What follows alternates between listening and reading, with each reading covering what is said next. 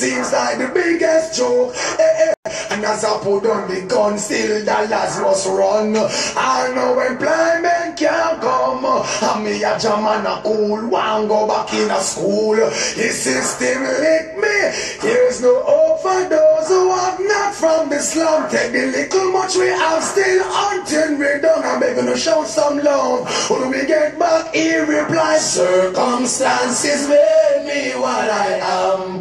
Was I born a violent man? Circumstances made me what I am. And everyone should know. Well, I know little cry, mama cry, papa cry too. Show out the boy with a heart and that couldn't do. You know that find him dead with a Smith and Wesson. 6 weeks and change now. Me a remiss. Why so much violence? Too much violence. It hurts my soul and I won't keep silent. Circumstances made me what I am. That was his reply. I cry. Circumstances made me what I am. Everyone should know. May some strange might look foolish, but things are getting better every day. Another fall victim to the beretta. Why is there so much violence? Killing me one another. Let us learn to love and let that light shine brighter. Bad influence to influence the youth and get slaughtered. As bad man used to be, them respect the father. It's like no eyes to realize that times get harder. I talk a night with all my might and still is laughter. Circumstances made me what I am. Was I born a violent man? Circumstances made me what I am. And everyone should know now. And when I try to cope, tell myself there is hope. It seems like the biggest joke. And as I put down the gun, collateral must run. I know employment can't come. I mean, I think about cool, one go back in a school. The system lick me. There's no hope for those who have not from the slum. Take the little much we have, still until we done. When we show some love, when we get back some now. Circumstances made me what I am. Was I born a violent man? Circumstances made me what I am. Every man should know. Oh, circumstances made me what I am. Was I born a violent man?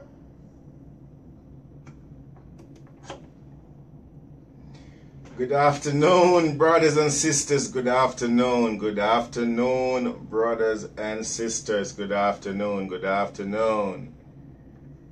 Good afternoon, family. Good afternoon.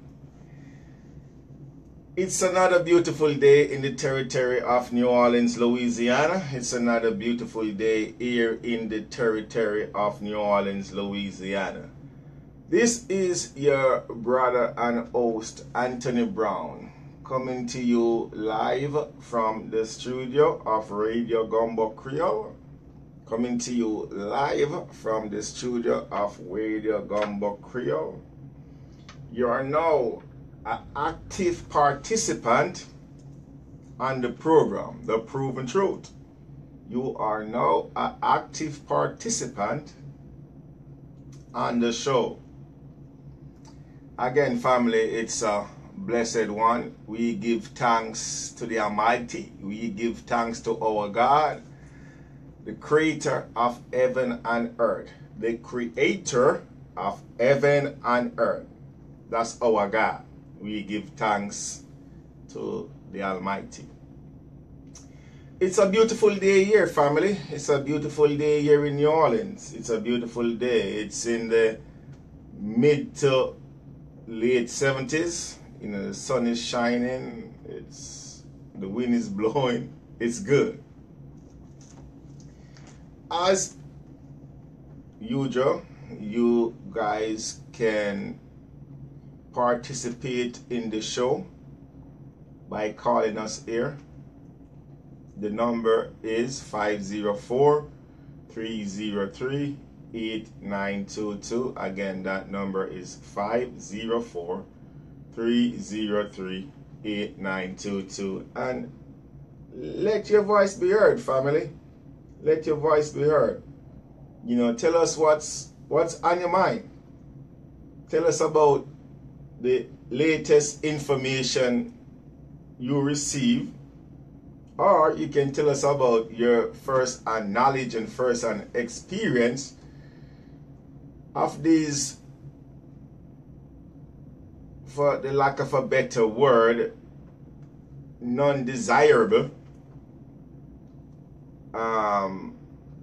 Louisiana elected officials.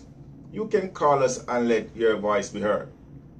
Again, we edit no calls here. We edit no calls here, and we don't refuse from accepting no calls here. You know, you can call in and you can be live on the program. I do encourage that. You can also listen to us. You can also listen to us by dialing 712-432-7883. Again, you can also listen to us by dialing 712-432-7883. You can also check us out on the web by going to www.radiogumbocreole.net. That's www.radiogumbocreole.net. We live stream this and every show, family. We live stream this and every show on the Facebook. You can follow us on the Facebook. You can participate on the Facebook. You can leave a comment. You can ask to be an invited guest on the show. Again, we won't deny you. You can check us out at Anthony Brown for Assessor 2017. Again, that Facebook address is Anthony, ANTHONY, ANTHONY, Brown for Assessor, ASSESSOR 2017. For those of you who miss any of the previous show and need to just do some research or follow up or see what we are all about, you can check us out on the YouTube. You can go to the YouTube, type in The Proven Truth, Anthony Brown. Then you will see your brother portrait pops up. You can go through the list and just choose any given topic or just listen to any one of those videos. Now, mind you, the videos are actually close to 2 hours long because that's the time frame of the show. However, as we stated before, we archive these shows several places. One of the places that we chose to archive these shows is on the YouTube. And we do that for many different reasons. One of the reasons is that's one of the places that's accessible to us right now. That's one of the places where, well, I won't say it cannot be censored or deleted. It can, but hopefully it will be up for some time, to the point where future generations can go back and look and see that we, in this time, in this point in time, didn't just sit by the wayside and did nothing while the political corrupt politicians here in Louisiana run amok. We didn't just throw our hands in the air and sing Kumbaya, or sing We Shall Overcome, or sing Better Must Come One Day. We took actions. We took action, and this right here, family, is one of the action, is one of the things that came out of the struggle, is one of the things that came out of we out there fighting in the streets against elected officials, politicians, people who we put in office because they are not doing what they're supposed to do. And the fact that they control the local media. The Fox 8, the 6, the 4, the News with a Twist, they control that. When Errol G. Williams ready, he just call up Fox 8 and say, look, I'm coming over. I want to talk to the people of New Orleans. When Mitch Landry ready, he do the same thing. Or anybody within his department or that body politic do the same thing. Look, that's their playground. A matter of fact, it was one in a few weeks ago, this journalist told us that Mitch Landry or the local media was scared of Mitch Landry because he bullies them. Now, what good is a local media to us, we the people, if the likes of Mitch J. Landry, that criminal bastard Mitch J. Landry, can bully the media? Man, look.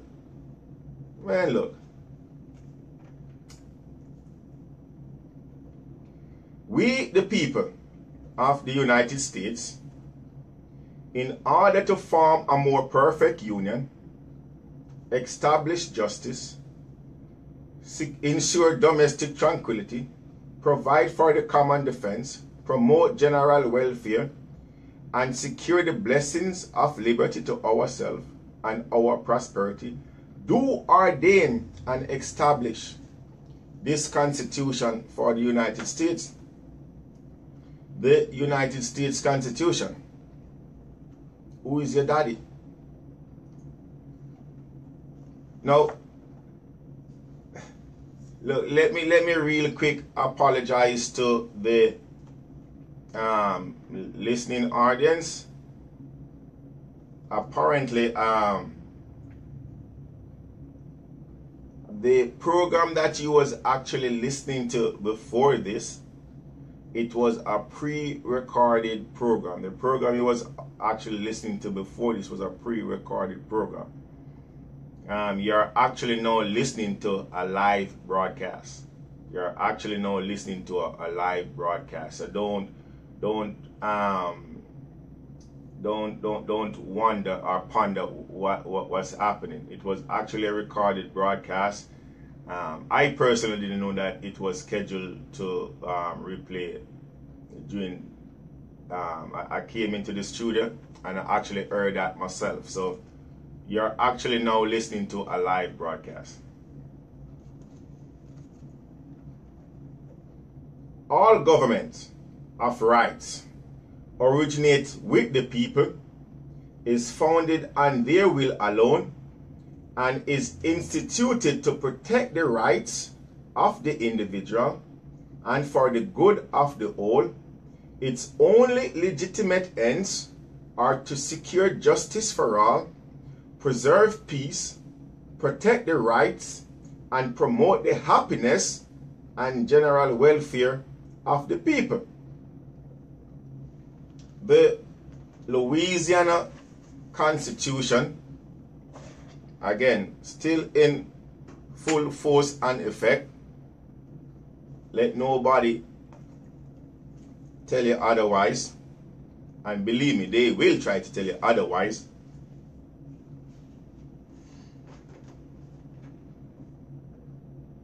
We are not fighting America. We are fighting hypocrisy and lies. And that we are going to fight to the better end, to the bitter end. We are not fighting America. We are fighting hypocrisy and lies. And that we will do, fight to the bitter end. Marcus Mosiah Garvey. The philosophy and opinions of this ancestor, Marcus Mosiah Garvey. Now, family, as you all know, we on a day-to-day basis And every time we come on this show, this program, we honor the giants that came before us. We honor the giants that came before us. The black giants. The ones who stood for something. The ones who stood for the emancipation of the black race all over the diaspora. We may mention of a Marcus Mosiah Garvey, a Nanny from the Maroon, a Paul Bogle, a Fred Hamilton, a Maurice Bishop, a Malcolm X, a Carter G. Wilson, a Harriet Tubman, a Thomas Sankara,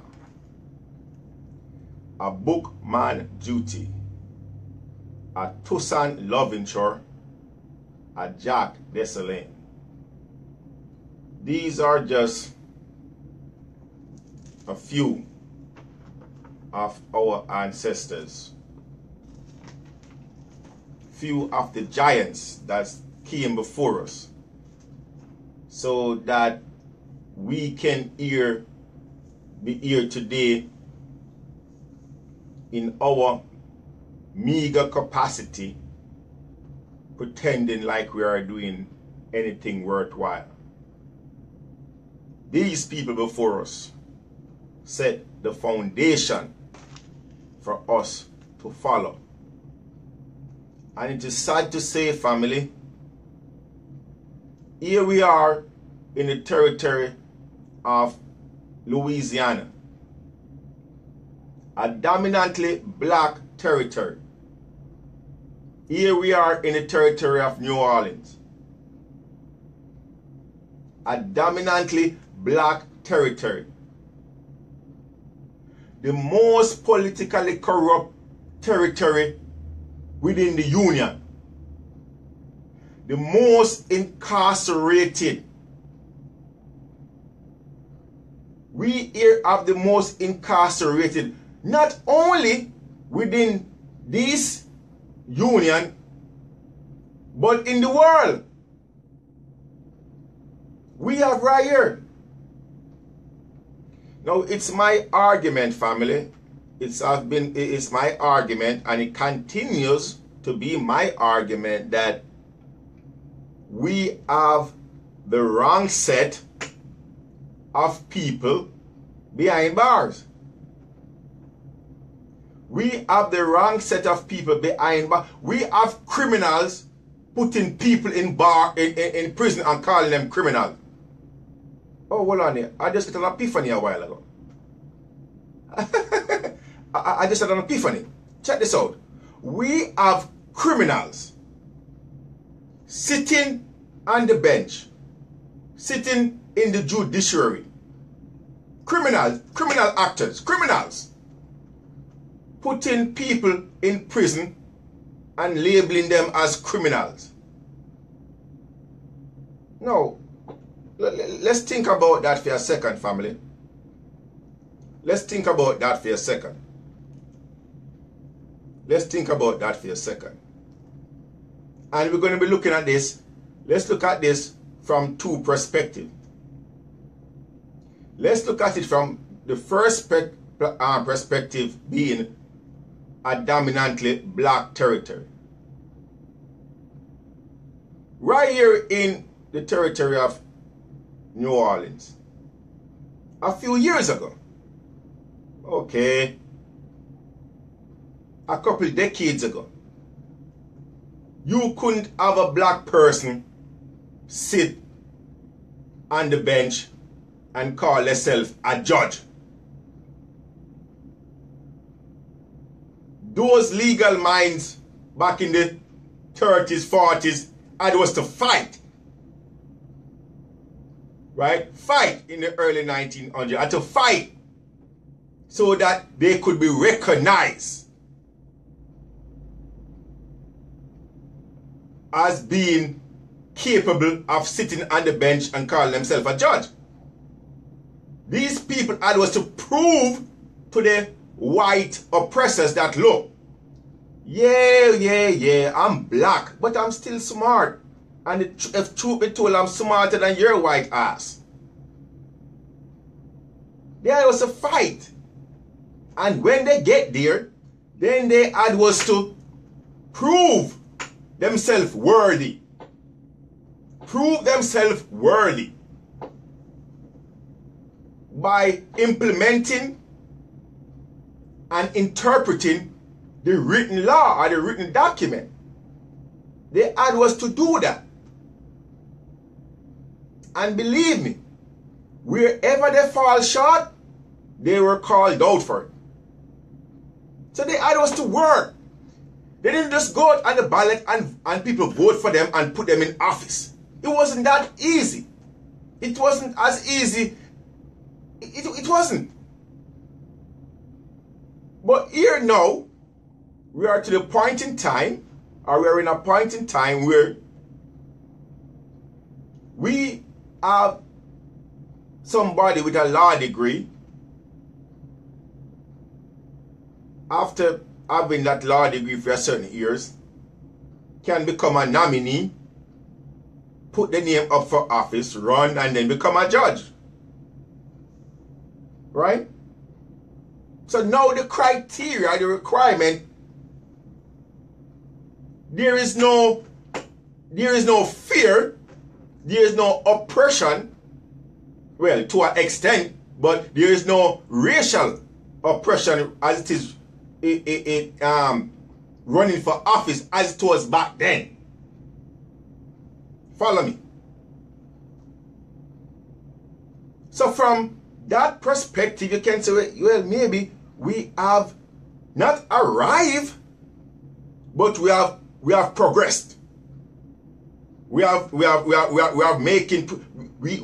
took progressive step to that point. We can now just run for public office to become a member of the judiciary, and should we win, we become a judge. Black judge.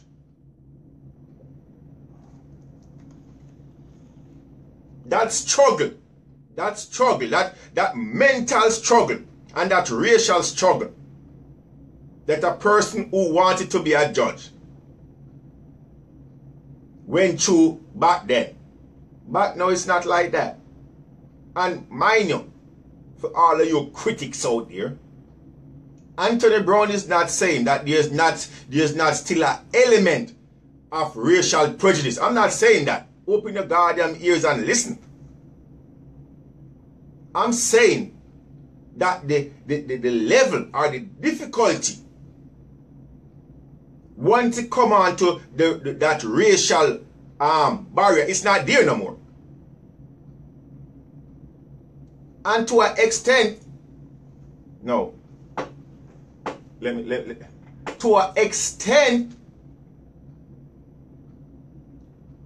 I think because it's not there no more. Check this out. I think because it's not there no more, and it's to the point right now where the judiciary is dominantly black, these so-called black candidates that's vying for judgeship and these so-called black judge lose that sense of identity with the black community. Follow me. Am I making any sense? Because that level of racial tension in becoming a judge, or that racial barrier, or that racial wall, or that racial uphill struggle is not there no more. And because the judiciary right now is dominantly black, the candidates and the judges, or the people who call themselves judges, don't identify because they didn't have that need. When they was running for public office, that racial issue didn't slap them in the face like it would in the early 19th century or 20th century. It wouldn't slap them in the face like that. Again, it's not that it's not slapping them right now, but to a lesser degree. So they don't, or they fail to make that connection with the black community. So here it is. Now the process for them to go on the bench is more easier. So they are on the bench. They call themselves judge. Dealing with dominantly black community. No, I'm not saying, I will not say, or it was never my argument, that because you're a black judge or sit on the bench, you're supposed to, if somebody commits a crime and come in front of you, and because that person is black, you are supposed to water down the sentence or the law or whatever. No, that's not what I'm saying. Don't get this misconstrued. I don't put words in my mouth.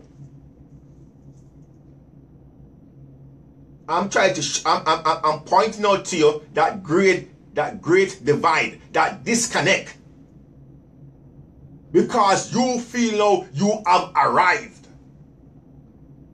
You feel now that you have arrived. Oh yes. Oh look, I'm chief judge of the 4th Circuit Court of Appeal. Oh, may I help you? Or I'm Judge Paula Brown. Oh, may I help you? Or I'm Chief Justice Bernadette Johnson. Oh, may I help you? Or I'm Judge Carl Reese. Oh, may I help you? You feel now that you have arrived. So you now take on that same posture that you faces way back when, and to the black community. That's one element. So you now become a judge, or calling yourself a judge, right? You're supposed to be of high moral standard according to your oath of office and all the canons code and the all them other legal prudence. You're supposed to be of high moral and ethical standard, sitting on the bench, rendering or arbitrating a case, or refereeing a case. You're supposed to be of a pure attributes. But here we have in New Orleans, Louisiana, some of the most criminal, some of the most illegal-minded people that sit on these benches and call themselves judges. We're talking about all leveling of family. We're talking about all level. We're talking about from the appellate, the highest court in the territory of Louisiana. The highest court, the Louisiana Supreme Court. We're talking about the Chief Judge, Bernadette Johnson. We're talking about on the 4th Circuit Court of Appeal, James McKay, the Chief Judge. We're talking about Paula Brown. We're talking about on the lower court. We're talking about people like what's her name? Etlin Sims Julian. These people calling themselves judges, these people collecting a salary from the people of New Orleans or Louisiana. These people sit there in the black robe. When you walk inside the courtroom, you have to stand.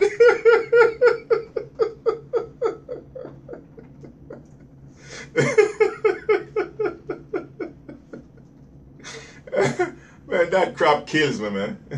You ever walk inside this courtroom and talk about the honorable Judge Etlin Sim Julian. Please stand. Then once her black car sit down, oh, you may be seated.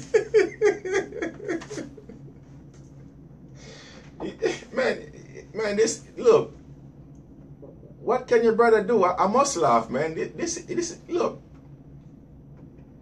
I said it already, family, and I keep on saying it again.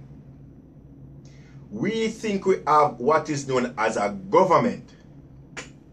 When you recognize the fact that this is not a governmental structure or a governmental system we have running here, it's organized crime, then you will then understand what I'm talking about. Look, this program or this show is not for the weak-hearted or the weak-minded. For those of you who cannot understand your brother, I feel you. I know where you're coming from. Because maybe I'm saying some things right now that's shocking your core.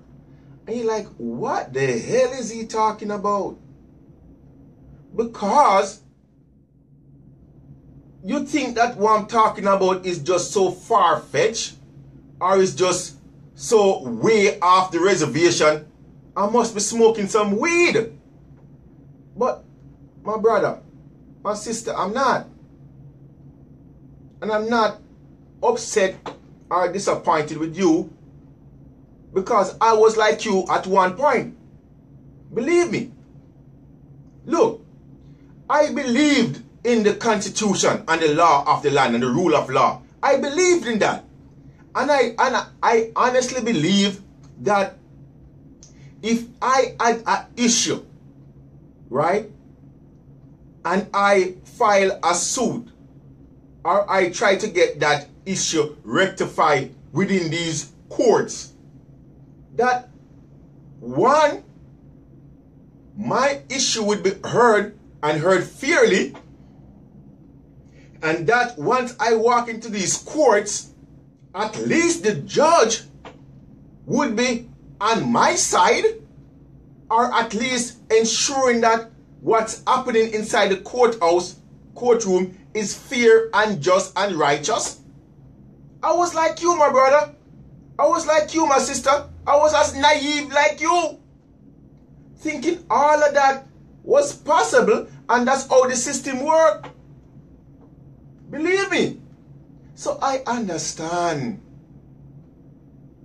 the fact that you cannot understand what I'm saying, or you cannot relate to what I'm saying, because you haven't dealt with these criminals that calling themselves, or these imposters that calling themselves judges on the bench, these criminal actors. You haven't dealt with them as much as I have.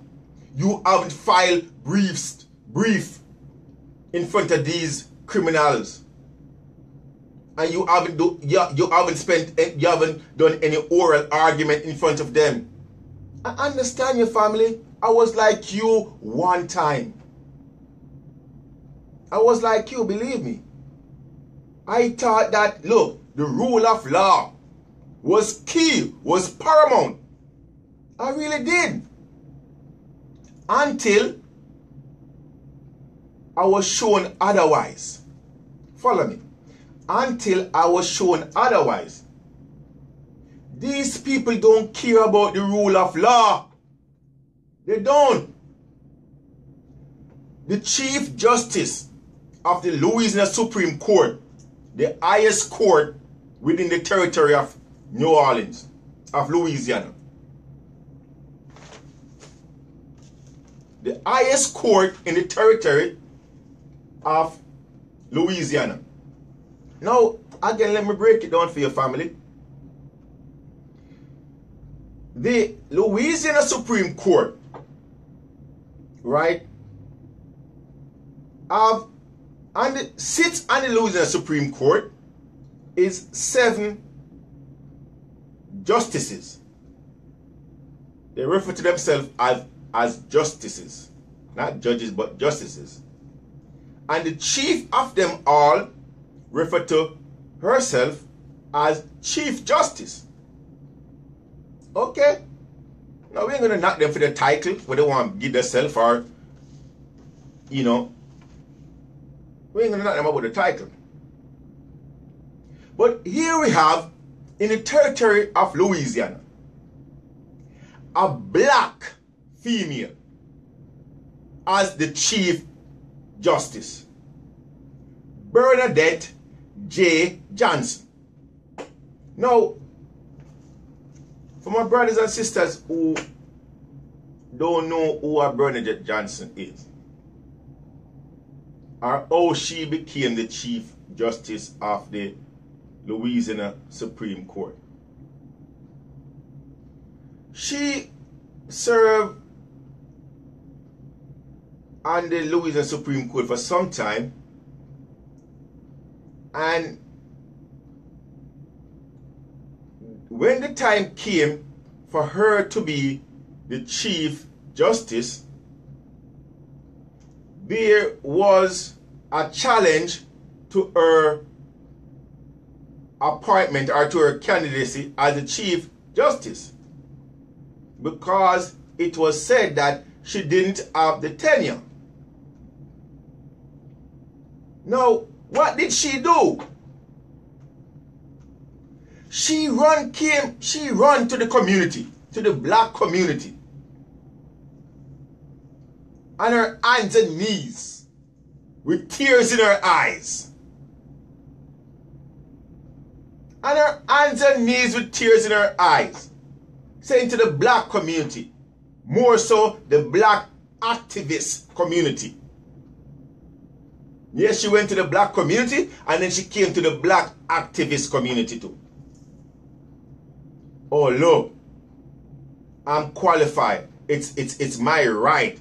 I'm the person, I'm next in line to be the Chief Justice of the Louisiana Supreme Court. And because I'm a female, because I'm black, they don't want to give it to me. It's not right. And I need you guys' support. I need you to rally behind me. Because I'm for the people. I'm black. I'm for you. Family. A few of us believed her. A few of us identify with her. And a few of us went to bat for her.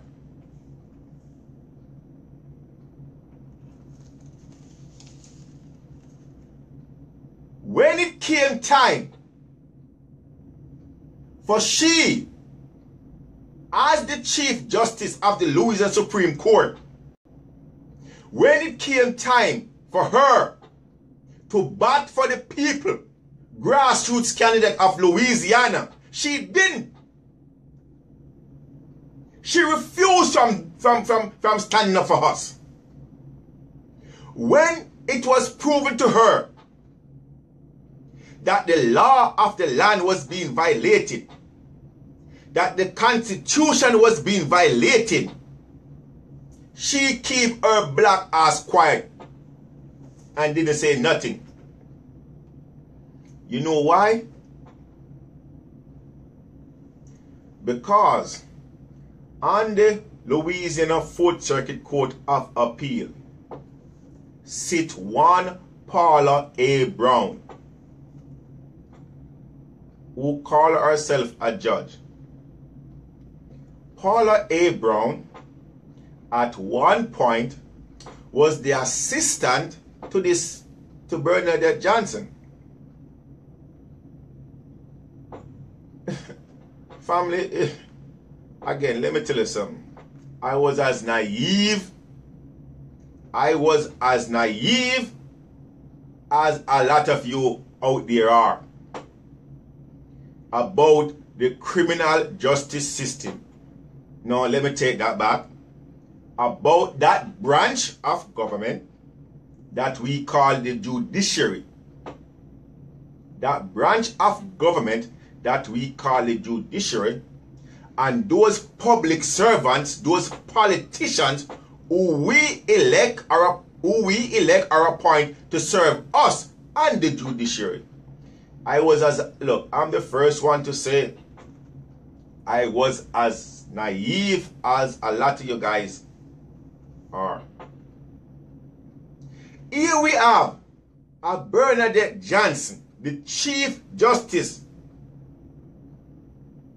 a black female who came to the grassroots community, who came to the black people of Louisiana, on her hands and knees, crying. I'm a black female, and because I'm a black female, and they don't want to give it to me, and they're racist, and I deserve it. I've been on there for so long. Woo! I was like, oh my God. Let's help her. Let's help her. Yes. They are using this racial card against her. We didn't know much goddamn better. We think she was righteous. Now come to find out that she's a politician doing what politicians do. Family. On the Louisiana Circuit and the Louisiana Supreme Court, we have the Louisiana Supreme Court comprises of 7 justices. The Louisiana Supreme Court comprises of 7 justices. 1 chief judge, justice, and 6 associate justice. It is my belief, it is my core belief, based on factual evidence, based on documentation, based on writing writ to this body, to this group, to the Louisiana Supreme Court, that there's only 2 persons there who deserve to be paid by we the people. Only 2 justices on the Louisiana Supreme Court who is entitled to receive a salary or a pension from we the people. Everybody is supposed to kick them ass off. Let them go in the private sector and struggle like everybody else. Bernadette J. Johnson supposed to be fired and her pension revoked. Greg G. Guthrie supposed to be fired and his pension revoked. Scott J. Cushion supposed to be fired and his pension revoked. James T. Genovese supposed to be fired and his pension revoked. Marcus R. Clark supposed to be fired and his pension revoked. Supposed to be in the private sector. Let them go and run commercials on TV and tell people, if you're in an accident, call me. Let them go and tell people, if you're in an accident, call me. When evidence, when these, look, these are the same people who tells you that don't matter which way the political wind is blowing, it have and should not have any bearing on the rule of law and the Constitution and their position as chief justices and justices. They're the first person who tell you that. It was Bernadette Johnson. We have here an recording several times doing the address to the legislator, in addressing the legislator, saying that our guiding principle is the Louisiana Constitution. No, she's the Chief Justice, and that's what she's saying. Our guiding principle is the Louisiana Constitution. Now, if that is so, if that is true, why is it then when a group of people from New Orleans prove to you or submit in their brief that the Louisiana Constitution was violated over and over and over, and that the lower court, your friend Paula Brown, error in our ruling. Why didn't you, Bernadette Johnson, took a stand? Why didn't you took a stand? You criminal bastard. Look, you're supposed to be fired and all pension revoked. Family, look. Your brother is on the job, you know. I'm on the job. And I'm going to stay on the job. Alright? I'm on the job. I'm on the job because giants before me was on the job. Giants before me. Marcus Mosiah Garvey. Giant.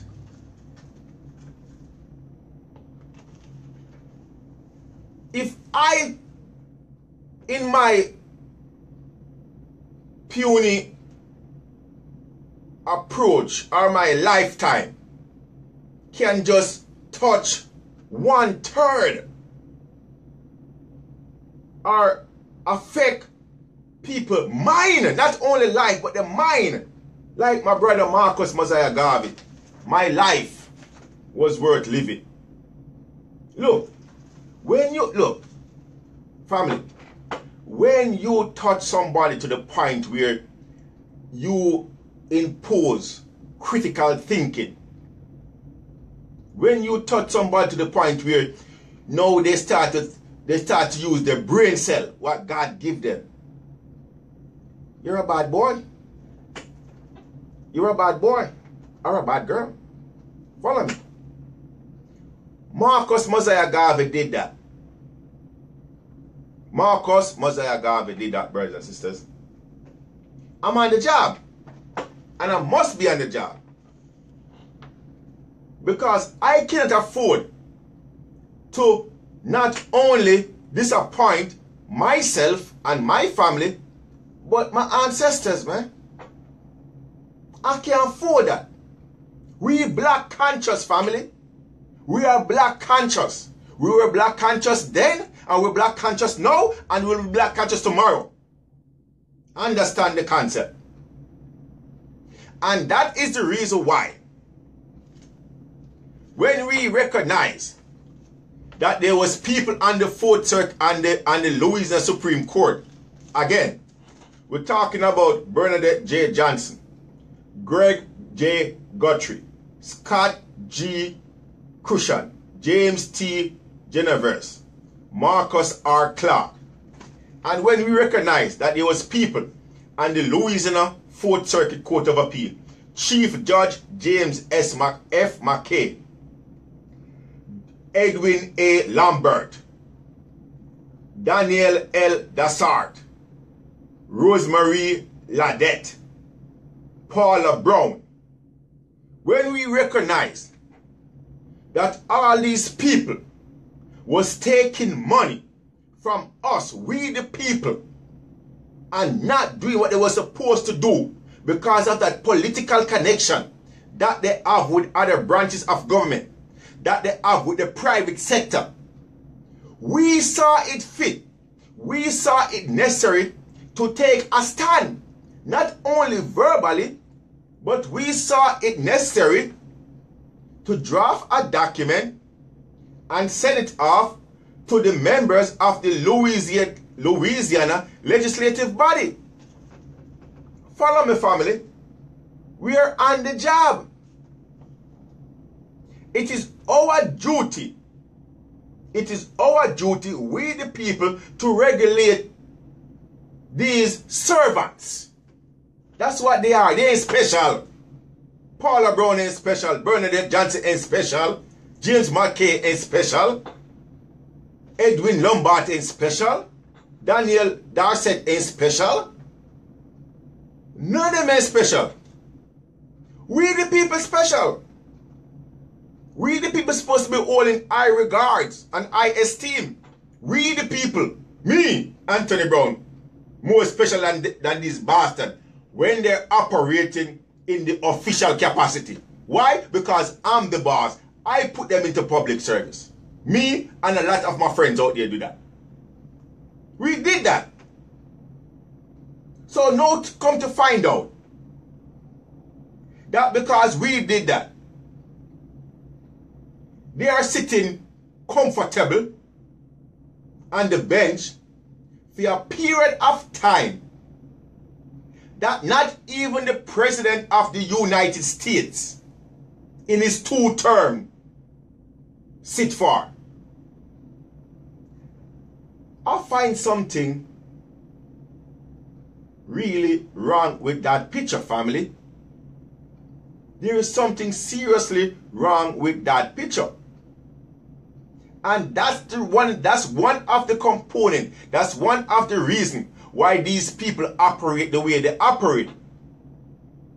Because they have no fear, or they don't look based on the time that they sit on the bench in any one sitting. You can get gray throughout that period of time.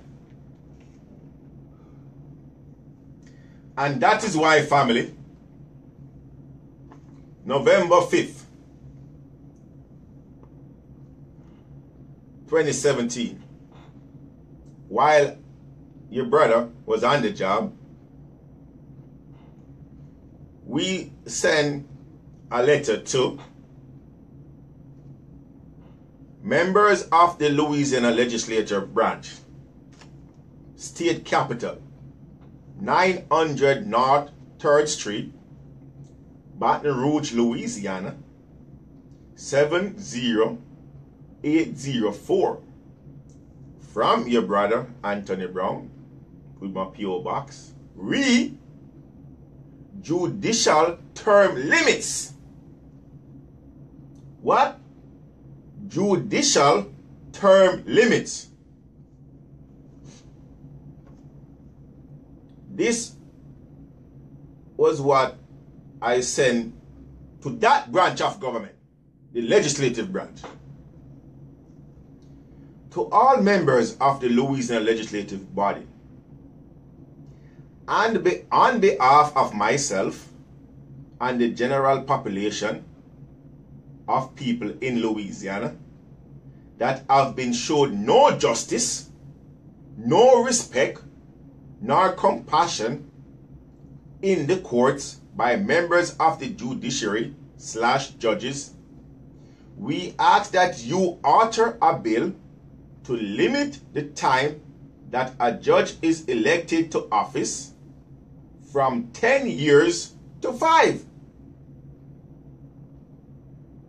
It is evident to us that to give a great extent, it is evident to us that to a great extent, the judges that sit in judgment of all judgment are all violating the Code of Judicial Conduct, Canon 1 and Canon 2. They are also exercising this superior complex, and thirdly, because the term to which they are elected to serve on the bench is 10 years for one sitting, which represents a lifetime. No other branch of government serve such a long term, and it needs to be changed. So, you see what we did? We are saying to the legislative body, 10 years, it's a lifetime for one person at any one sitting. This is one sitting. That means, what are we saying here? Here we have somebody that's on the appellate court, right? Well, these both the 4th Circuit, Louisiana 4th Circuit, and the Supreme Court are really appellate court. But here we have people sitting on these benches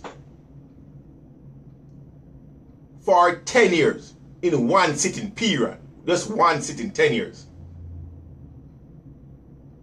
So you're elected to the bench, like, oh, this Dale Atkins was elected to the bench a couple weeks ago, to the Louisiana 4th Circuit Court of Appeal. she's going to be sitting on that bench for 10 years. 10 years. That's a long time. Why do we need, and that's one of the reasons they tend to act the way they do. And there's no reason, that there should be no reason why a judge sit on the bench for 10 years. More so when they are not following the rule of law or abiding by the rule of law. It is time for us to champion the cause for these 5 years. A matter of fact, as I just read to you, I cut the time limit from 10 to 5. Now, to be honest, family, for those of you who don't take our advice and read the document, the Constitution, this term, this 10-year term, is actually outlined in in the Constitution. It's actually outlined in the Constitution, right? In Article 10. I think that's in Article 10 of the Louisiana Constitution. It actually outlines that the term limit for a judge on the appellant level is 10 years. So it's within the Constitution.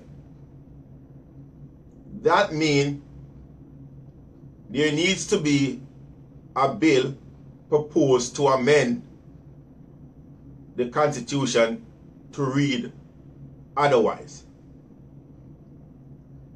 Now, family, when I leave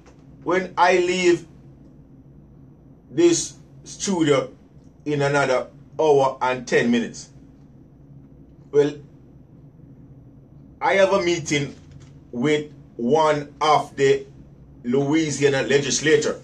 A matter of fact, let me take that back. I'm going to attend a meeting that he's going to be a part of. And I was invited to attend this meeting. Now, here we the people submit this document to our legislator. And we call to do a follow-up to see, look, did you receive our correspondence? What is your feedback? What action will you be taking on this document? We cannot afford to have judges sitting on the bench for 10 years, a lifetime, taking our money and not doing our job or performing or not abiding by the law. How can we have judges and justices? Isn't that ironic? Isn't that... No, look, again. Okay, here we have judges. Here you have an issue out there in the civil population. And you take that issue to the judicial branch, expecting for them to render justice. And because they are so politically tied up or politically bind with other branches of government and other political actors out there and the public sector, they render injustice instead of justice. Now, that's our issue, family. That's our issue. Now, we're going to take a quick break. And when we come back, we're going to dive into the response from the legislative branch as it relates to this document.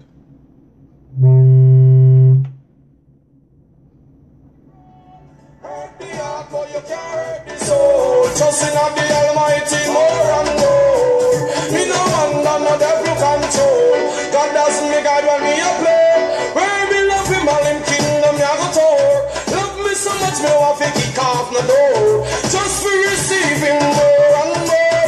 Every day he then broke out like a sword. Good over evil and Tony be sure. No live a Kingston but me live a Portmore. When me meditate upon the seashore. Back into the rich and also to the poor. Hurt the heart but you can't hurt the soul. Trusting of the Almighty more and more. Me no wonder no devil control. God does me guide when me a play life role. Hurt the heart but you can't hurt the soul. Trusting of the Almighty more and more. Me no wonder no devil control. God does me guide when me a play. I live my hands to the hills come at health. I know I'm gonna ship vanity now health. Fuse up my shoes and buckle on my belt. And pound my head when me tilt off my felt. Like a butt against and that's a beat and melt. With them right it no 2 years wrong. Almighty God is a living man going to overstand.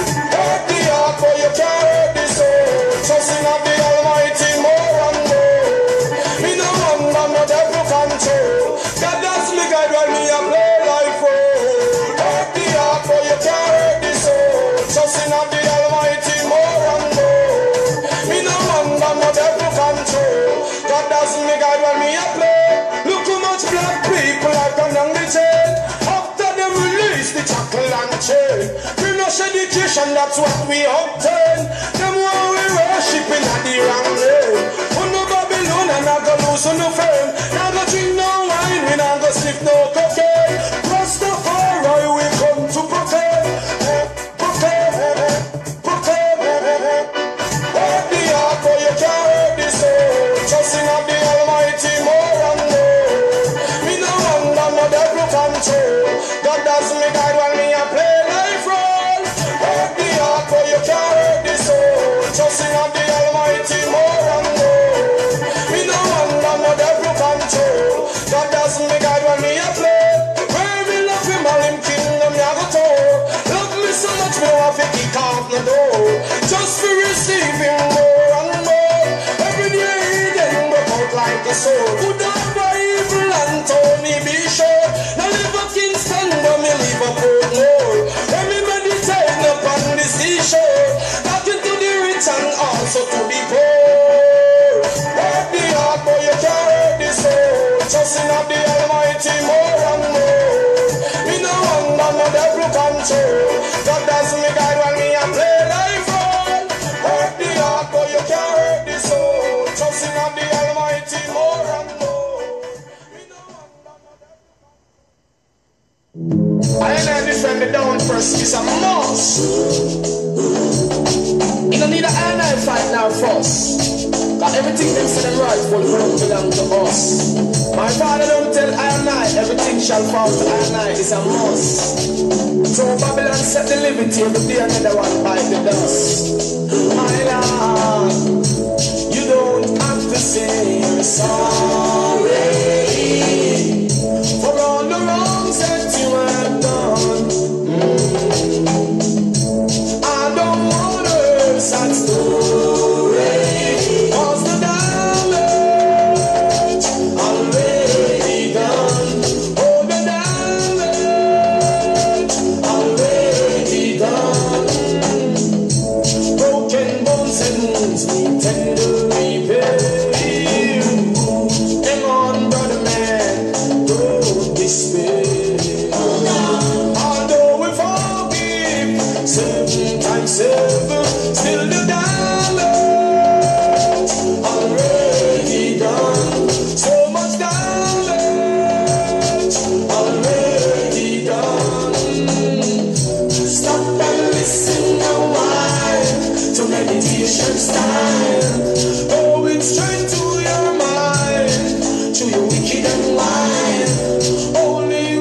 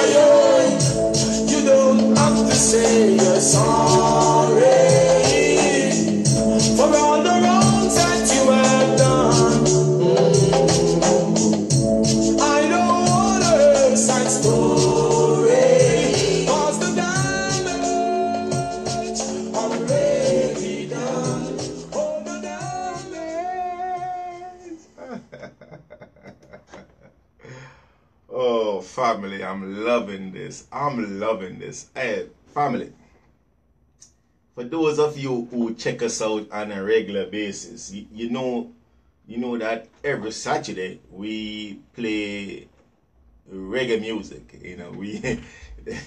We have what is known as Reggae Saturday, and every Saturday we tend to play reggae music. We use this slot, the same time period, 4 to 6 p.m. every Saturday to play reggae music.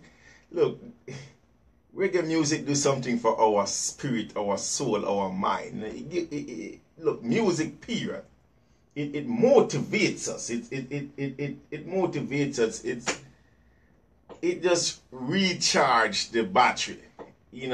When you hear an artist like Anthony B, my namesake.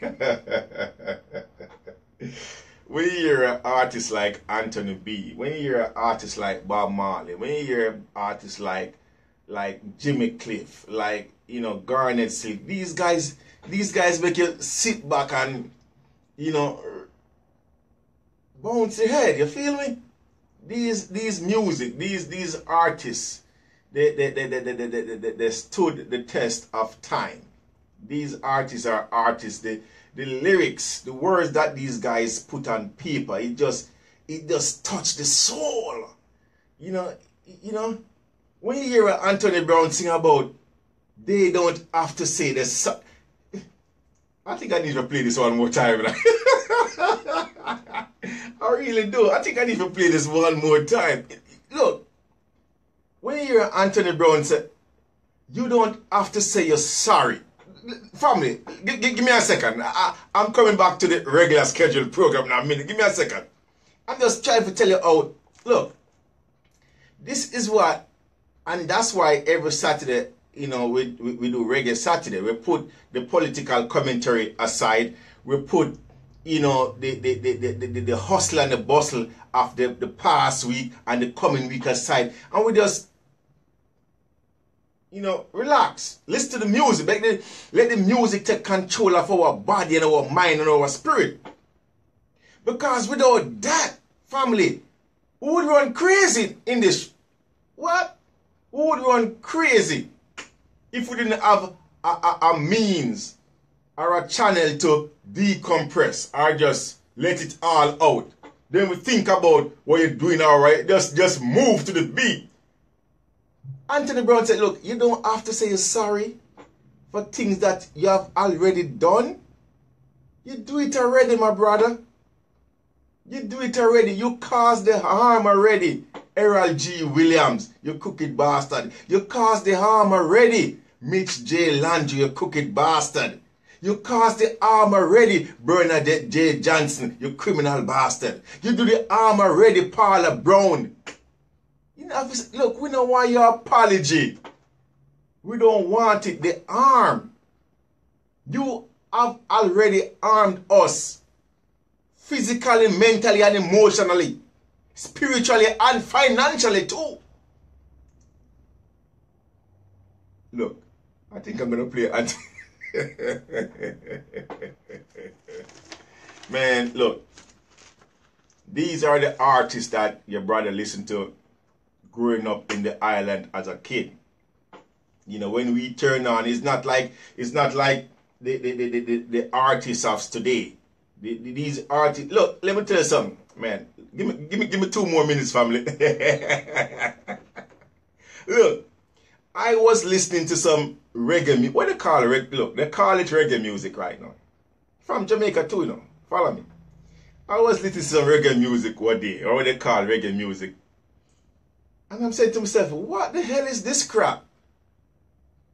These artists that's singing on the radio station right now, when I was a kid, back in the 70s, 80s, you couldn't hear these type of lyrics or these words and over the airwave? You crazy? Look, these artists that are out there right now performing these reggae music, I guarantee you, my son won't find inspiration from these music right here, what they're singing. You know, music, look, music have a way of doing something to you. You know, music have a way of touching the mind, heart, soul, and the spirit. Music make you feel like you want to make love. When you hear certain music, you're like, yeah, baby. You know, you want to hug your girl, you want to kiss her, you want to caress. You know? Music make you feel like you want to fight. Music make you feel like you want to bare arms. Music make you feel like you want to just, you know, sleep. Just take a nap. It have a way of doing. Music make you want to cry. It touch your emotions. You follow what I'm saying? So when we hear certain artists, and that's why we listen to certain artists, because these artists let us think, you know, in a positive way too, and let us react certain way, you know. So that's why look, for those of you who don't normally do it, join us one of these Saturdays, you know what I mean? We live stream the show as well. You know, we live stream Reggae Saturday as well. Look, you want to see your brother act crazy for a minute or two, check me out one of these Saturday and Reggae Saturday. Alright? Alright, enough of that. Okay, family. Welcome back. Welcome back. Welcome back. We are now in the second hour of the show. We are now in the second hour of the show. You are listening to The Proven Truth. You are listening to The Proven Truth with your brother and host, Anthony Brown, coming to you live from the studio of Radio Gumbo Creole here in the beautiful territory of New Orleans, Louisiana. Some people refer to it as the Big Easy. The Big Easy, the place where you party for no reason. You just party because you want to party. You know. To participate in the program, to participate in the show, you can call us at 504-303-8922. Again, that number is 504-303-8922. You can also listen to us on your device of choice. You can listen to us on your device of choice, your speed dial, your phone, by dialing 712-432-7883. Again, you can listen to us by dialing 712-432-7883. Or you can check us out on the web at www.RadioGumboCreole.net. That's RadioGumboCreole.net. We live stream this and every show on the Facebook. We live stream this and every show on the Facebook. You can check us out on Facebook by going to Anthony Brown for Assessor 2017. That's Anthony Brown for Assessor 2017. If you so happen to miss the show, or if you so happen to want to check on the previous show that we did, you could go to the YouTube. You could go to the YouTube and type in The Proven Truth. That's the PROVENTRUTH with Anthony Brown, and you will see your brother face pop up, and you can just scroll through the list of shows that there, and you can pick the one of your choice. And while you're there, do what everybody else do when they're on the YouTube, and like us or subscribe to us or whatever it is that they do on the YouTube. Okay? We appreciate that. We ain't asking you for your money, we're asking you to subscribe or to like or whatever it is they do. Family, today we are speaking about the judiciary. The judiciary. That branch, that one branch of government, the judiciary. Now, and members of the judiciary, not just the judiciary as a body or that entity. You see, we need, look, we are practical people with practical thinking, common sense approach to our thinking. when we talk about the judiciary, we're not talking about that body politic. We are talking about the individuals that sit or comprises the judiciary. The individuals. The individuals are the ones who affect us when we go inside these courts. Or the individuals are the ones who render injustice instead of justice inside these courts. These are the people we are talking about. Now, let me read. Look, here in the United States, family, the legal authority by which should govern us or govern that group of people we call government is the Constitution. Right? Is the Constitution. Now the Constitution, be it the United States Constitution or which other territory you're in, we're in the territory of Louisiana, so we're talking about the Louisiana Constitution. But for those of you in the other 49 territory, this argument is applicable to whichever territory you are in. The Constitution is that legal authority by which these legal scholars supposed to abide by or refer to when it comes on to anything of any controversy. Okay? Now, what happened is over the years,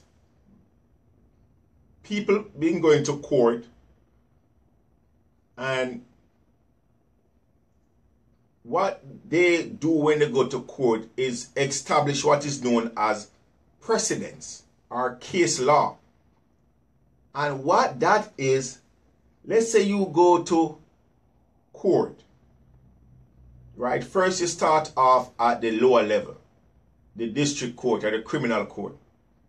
You file a complaint there, or a complaint is filed against you there.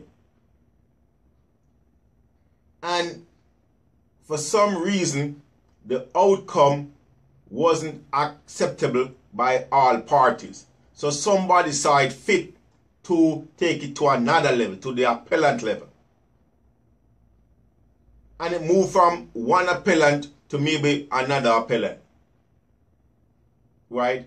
Now, the process of it being in the appellant court,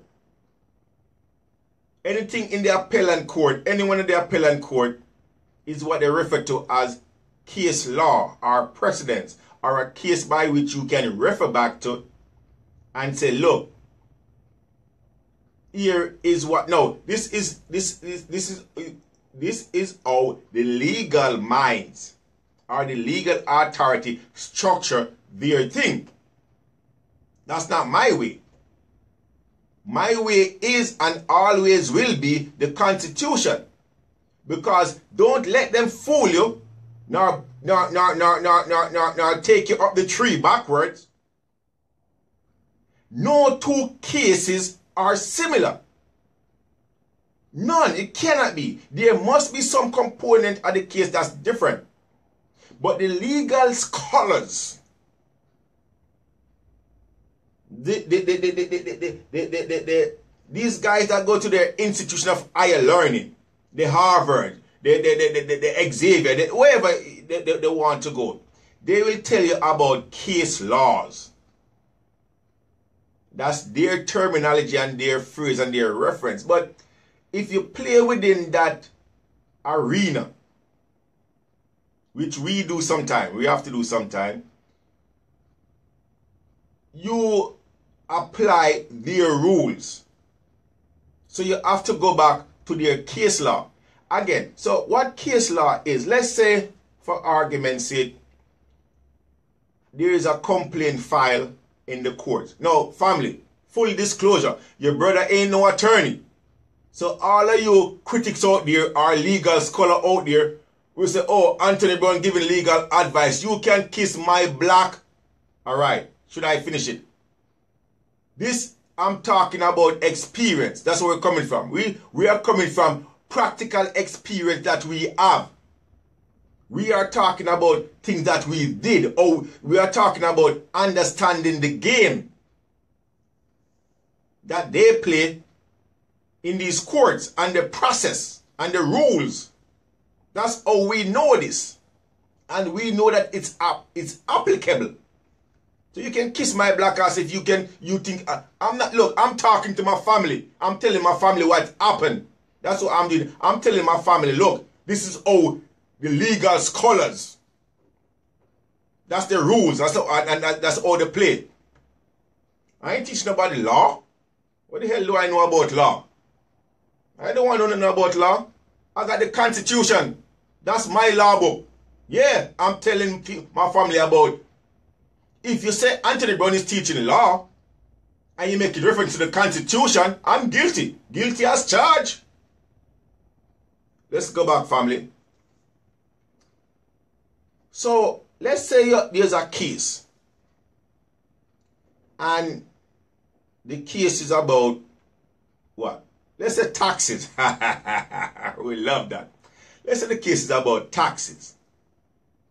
And let's say Anthony Brown say, look, no, let's back up. Let's make it more practical. So, because I really want you guys to understand what I'm saying. Let's say there's a case, right? Somebody file a case and they say that, look, this guy came in my house and robbed me.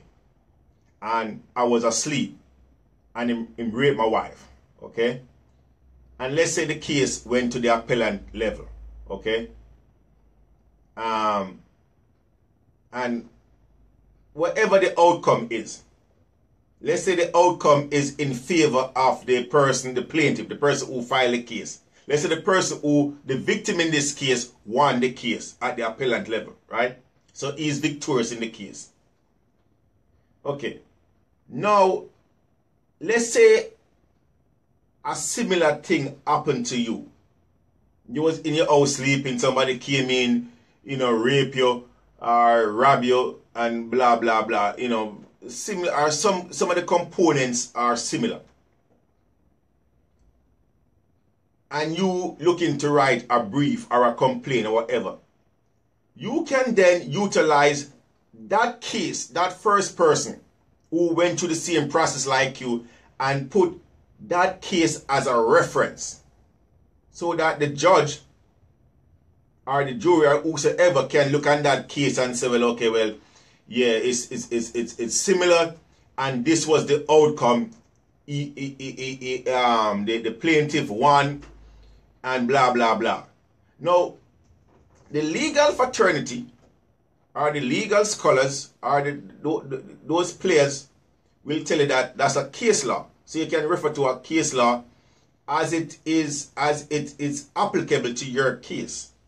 And if the judges should abide by the principle of the case law or that first case, that's that case before your case, based on the fact that it went through the process already and there is a ruling or a judgment on that case. That's what they call it. So they call that case law, right? That's what they call it. I think otherwise. But again, you're in their house. And that's the rule. That's how they play the game. And for the most part, family, that's what we do. When we go inside their house, the courts, and we file our briefs, and we make reference to certain document, and they look at us and tell us that that document or that case law, look, the truth about it, 10 out of 10 times, they don't even look at our document. 10 out of 10 times, they don't look on the document. And if they look on the document, they circumvent the document because they know that we are precise on the money. But they cannot afford us to have wins inside these courts because of who we are going up against. We are going up against principalities and criminal actors. So they totally disregard that. And they have a phrase, family, listen to this. They have a phrase that they like to tell the average person, more so if you're not a member of the Bar Association, that you have no cause of action.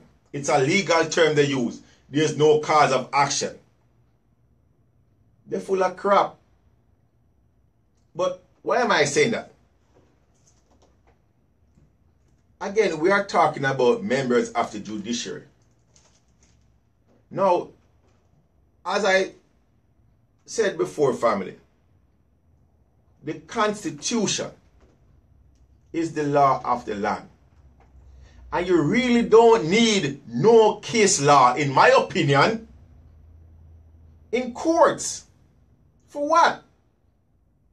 When the Constitution is unambiguous, why it is when the language is plain, so that the average person can understand the language, the written language, why do you need a case law? Again, I didn't go to their institution of higher learning. So for you scholars out there, forgive me for not thinking the way how you think. But, and again, I really don't think that they think. I think that they are programmed. I think. I use my nugget. They are programmed to apply a process. And I understand that. Look, again, we ain't even knocking the body, you know. But when you understand the fact that when these people go to sit in these learning facility for years, then get these degrees, then come out in the real world, you think they're going to come out and use their brain? What they do is go back to the box, inside the box. And then they tell you about, oh, well, the rule is ABC, or it's not applicable because ABC. Hold up. What do you mean it's not applicable? We're talking about the rule. They cannot think outside the box. And if you give them a different scenario that they didn't learn about in that institution of higher learning, in getting a law degree, they lost. No, again, full disclosure, I got friends, you know. I have nothing about people, you know what I mean, that are members of the bar. I have friends, personal friends, close friends for years, not only here in the territory of Louisiana, but all over the country, who have law degrees and who tell me every day, why you lazy ass don't go get a law degree? I say, I don't want that crap. Why? Because, first and foremost, being an attorney, your first obligation, even though they tell you otherwise out there, is to the Bar Association and to the court. You are now an officer of the court. So if somebody come to you like an Anthony Brown and say, man, look, they're trying to take my property for property tax, and this is what the Constitution said. Him recognize from the get-go. Look, you cannot come and talk to an Anthony Brown and tell me about you. Look, they cannot start the conversation with me at 6 when we're trying to get to 10. No, they have to go back to 1, and they don't like that. Follow what I'm saying. I hope I don't lose anybody, you know. My friends, I have friends that are attorneys who don't practice law, who do other things outside law, and they still keep the bar, they still keep the license. Or the association number, that's what I call it. Association number. Look, a bar attorney, a person that members of the bar, is just like somebody who is a part of the union. Any union workers out there, any elections out there, any plumber out there, any carpenter. It's the same process, brothers and sisters. You go and pay your dues, and as long as your dues is up to date, you keep your card. I was a part of the union for years. You see? It's the same process. Look, ain't nothing special. Come on, man. Ain't nothing special about these people. You can put on a 2-piece suit or a 3-piece suit and walk inside of this court. The only difference is when you walk inside here and you enter part of the bar association, inside here they try to tell that you're irrelevant. We know people right now. We know grassroots activists right now that's here who have cases in the 4th Circuit Court of Appeal, who they are trying to tell her that, look, oh, you cannot come inside here and represent yourself. You're going to have to go and get an attorney. When she told me, I was like, what? Look, I beg a judge tell me that shit. I said, yes, I'll get one. But I'm going to send you the bill. Any judge tell you you need an attorney, tell I say, okay, you get me an attorney. And you pay a fee. Or I'm going to get one and send you the bill. Yeah, look, you ain't handicapped. You ain't a buffoon. You ain't mentally disabled. So why can't you represent yourself? What's the difference with them interpreting the written word? Look, family, all it is words on paper when it come on to. You know what law is? Law is rules and procedure. That's all it is. Law is rules and procedure. Let's go back. We talk about the Constitution being that legal authority. Okay? And we talk about case law. Now, here we have scholars, judges. Ethlyn Sim Julian, Division N, Civil District Court, Orleans Parish. Here we have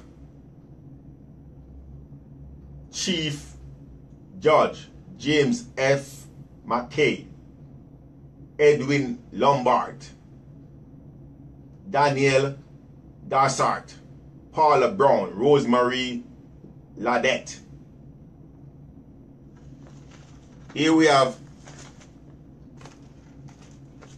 Burnett.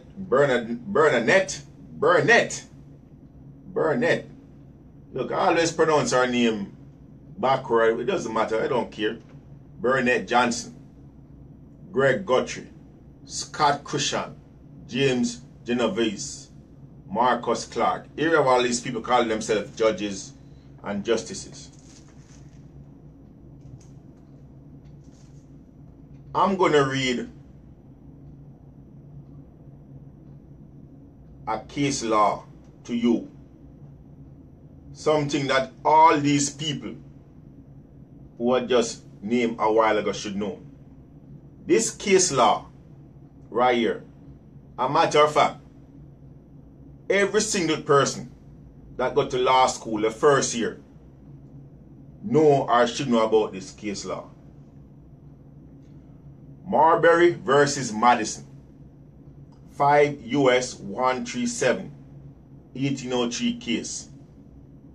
And if you should look on the shepherdization of this case right now, it is as thick as my arm is long.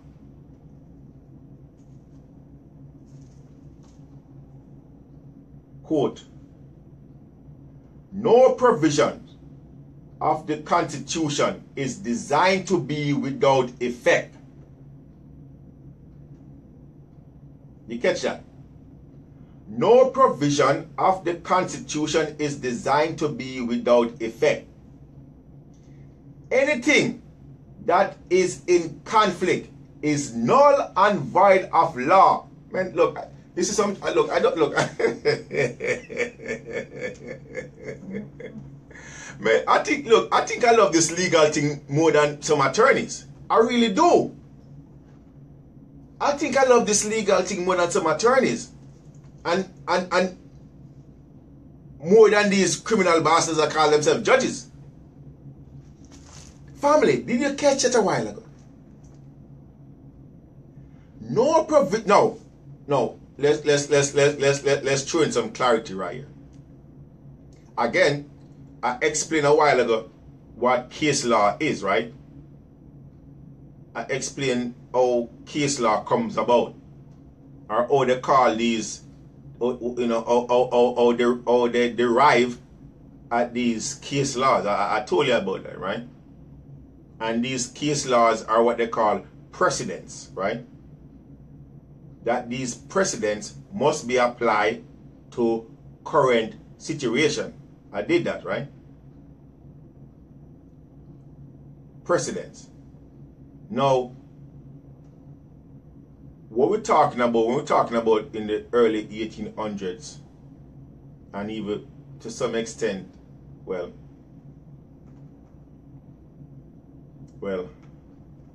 let's stick on the same train of thought. This is a federal case, right? This is a federal case. And the federal is making reference to the Constitution, which is the United States Constitution,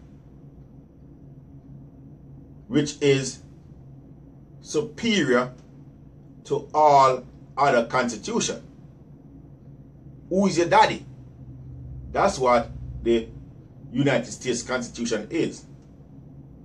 Without the United States Constitution, the territory of Louisiana, Georgia, Texas, South and North Carolina wouldn't have independently their own constitution. Follow me for a second. This application, as it relates to the Constitution, can apply across the board when it comes on to any constitution. Here we have justices as early as the 1800s stating the fact that no provision of the Constitution is designed to be without effect. They further goes on to say that anything that is in conflict is null and void of law. Clearly, for a secondary law to come in conflict with the supreme law was illogical. For certainly, the supreme law would prevail over all other laws, and certainly our forefathers had intended that the supreme law would be basis of all laws, and for any law to come in conflict would be null and void of law. It would bear no power to enforce. Oh my God. Family, look, calm down, calm down. It would bear no power to enforce. It would bear no obligation to obey. It would purport to settle as if it had never existed. Ooh! Back in Jamaica, we say gunshot. Family, did you catch that? So, man, this is beautiful.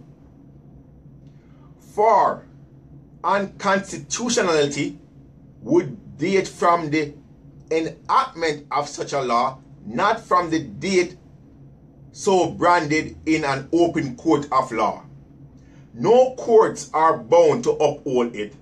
No citizens are bound to... I'm getting excited right here.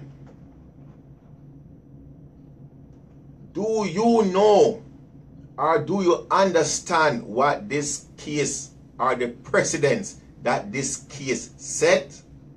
Do you understand what these justices are saying?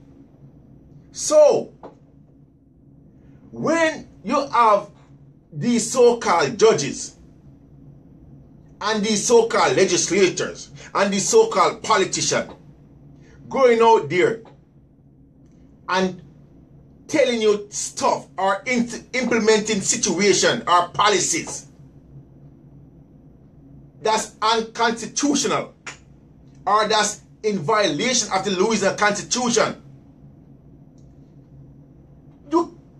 There's no obligation for you to be bound by it or to uphold it. There is none. You can tell them that they can wipe their ass. How beautiful is this document? How beautiful is this brief? How beautiful are these words? And look what it is saying to you. The unconstitutionality of whatever the issue is arises not from the date it's mentioned of in court, but from the very first time it was enacted. That's the reason why, family, here in the territory of New Orleans, Louisiana right now, they are fighting us hands down with the 1965 Voting Rights Act. That's the reason why me and my brother Beldan Nooniman Batiste have them running with the goddamn heads off of the body. Because that's what we're saying to them. This is the United States of America. We are law-abiding citizens when we choose to be citizens. And we have a document which we call the Constitution. And here it is. They're going to violate the Constitution. Look, I don't care what they want to call it. They can call it revived statute. They can call it law. They can give it, I don't care. If it's, what did the justice say right here? What did the Louisiana Supreme Court says right here? It would bear no obligation to obey. It would purport to from the date so brand in open court. You see, it operates as a near nullity or a fiction of law. So when we are facing people in New Orleans, in these courts, in the judiciary,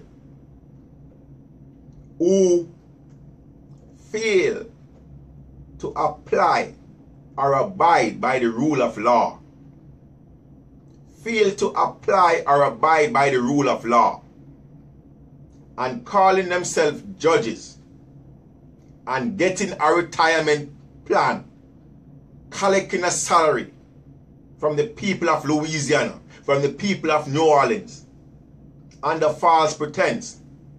Now, you guys know, we're talking about the judiciary today. But we have a lot more people in other branches or other part of New Orleans who is doing the same. Like Errol G. Williams, like Mitch J. Lange. But we're going to leave those two crooked bastards for another day. Let's stick with the judiciary this today.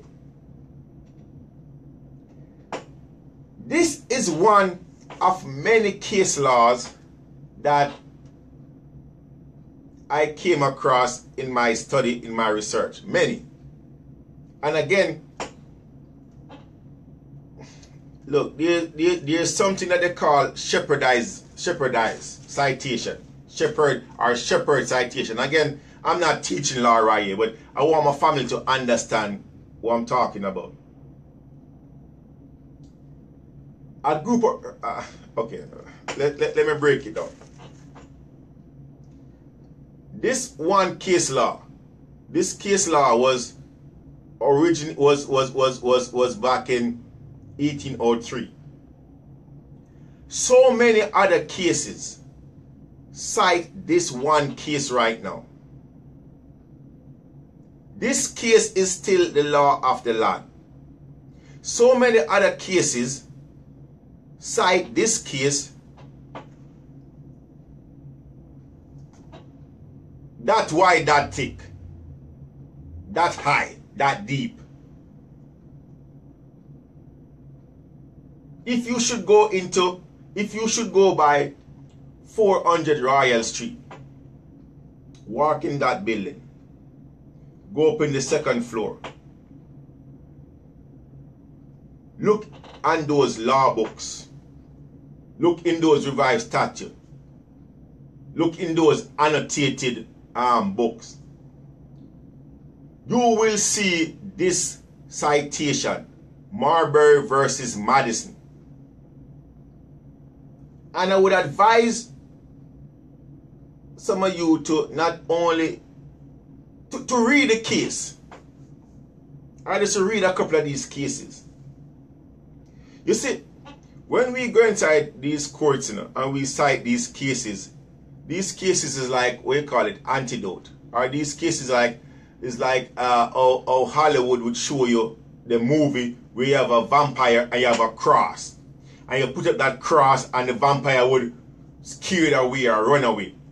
That's what these cases do when we cite these cases inside their court.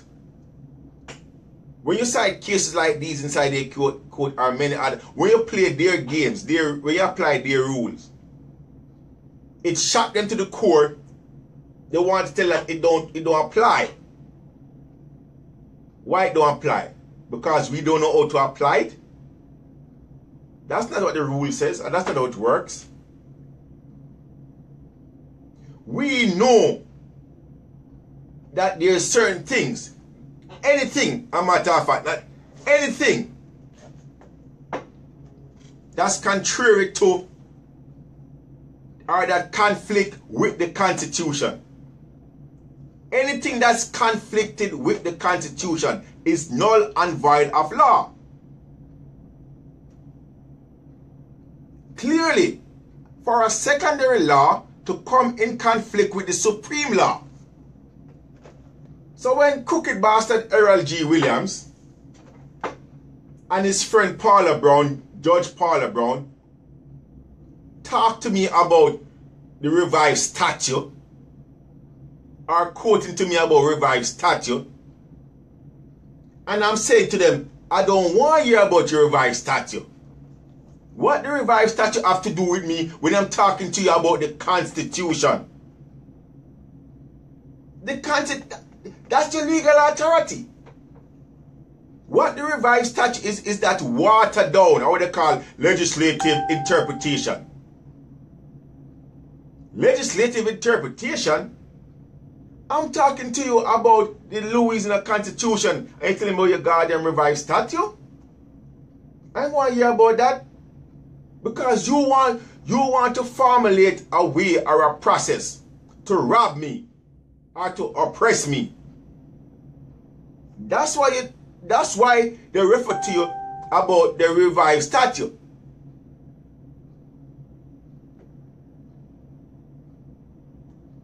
Right?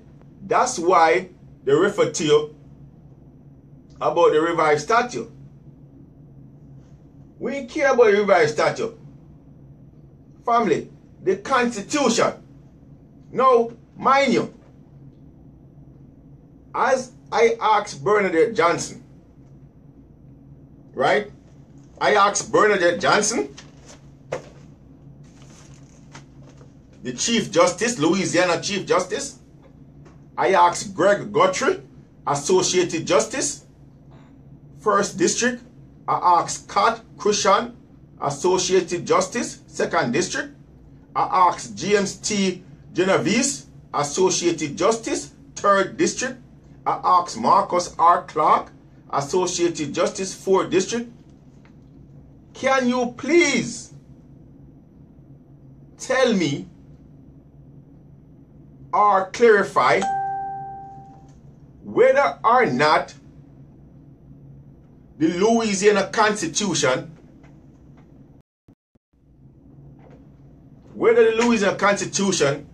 is in full force and effect? I asked them to tell me that. I need to know. And if we are not operating by the Louisiana Constitution, I need to know what authority are we operating by. I asked this imposter, this person calling herself judge, Etlin Sims Julian, Division N. I asked her, can you please tell me what authority, where is the legal authority that you are applying that applies to the general public, so I may know, so that I may do some research. When we go inside these courts, we went in front this person, Etlin Sims, Division N Civil District Court. We show the fact that the Constitution, the Louisiana Constitution, makes no provision for a LLC, a limited liability corporation, to do business or to operate in a governmental function. And she refused from, when we show her evidence, facts, she gonna deny or dismiss our case, saying we don't have any cause of action. We don't have a cause of action when we show you criminal in bastard. When we show you that Errol G. Williams, Mitch J. Landry, and Civic Source didn't have the authority in 2014 to be robbing people of their property, to be stealing people's property. When we show you that they knew that they never have that authority, so they went, just like how your brother went, just like how I went to the legislative body to have them draft a bill to do the term limits on these judges. They went and put a constitutional amendment on the ballot in 2014 to give them an authority that they didn't have from day one. From day one. And she denied us. You know why? Because she's not a judge. She's not abiding by the code of judicial conduct. She's not a judge, and she's not abiding by the code of judicial conduct. On the next program, I'll show you, I'll go through, look, this court system, for those of you who don't know, this court system, they're the court system that we are presently operating under. It's a for-profit system. You know? It's a for-profit. It's a for-profit system. The court system is designed for you to pay money, to pay fees for service. Service. It's look, on the Court of Appeal, 4th Circuit, if you go onto the website, this is what you will see. Please be advised that effective July 1st, 2017, the following fees have increased. Civil appeal, $335. Civil writ, $175. Application for rehearing, $124.50. Answer to appeal, $124.50. The court system is participating in the capitalistic system. The court system is actively participating in the capitalistic system. It's about generating revenue for them too, separately and apart from what we the people are giving them. Follow me, family. Follow me. Where's the justice? They don't care about justice. They don't. It's about ensuring that their pension is in place and secure. That's what it's about. It's about securing their pension for years and decades to come. Family, and these 2 hours just go by so fast. Just go by so fast. It's unbelievable. I didn't even get to go into this document. You know, I wanted to touch on certain canons. Canon, C-A-N-O-N. That's the code of judicial conduct that these so-called judges are supposed to abide by. Listen to Canon 1 real quick. This is what Canon 1 tells these judges. A judge shall uphold the integrity and independence of the judiciary. Yeah. Tell that crap to Paula Brown.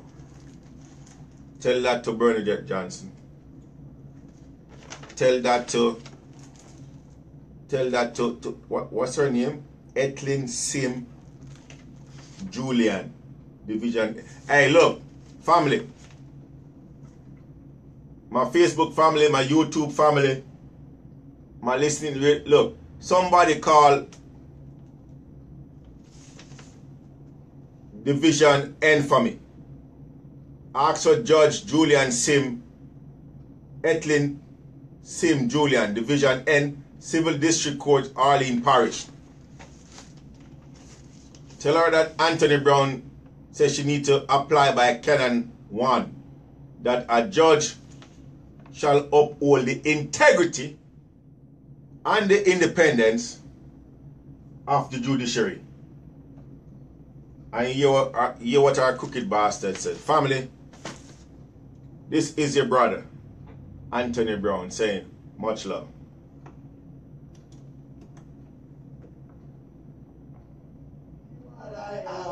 Was I born a violent man? Circumstances made me what I am. Everyone should understand. Circumstances made me what I am. Was I born a violent man? Circumstances made me what I am. Everyone should know. May sound strange, might sound foolish, but things are getting better. Every day another fall victim to the beretta. Why is there so much violence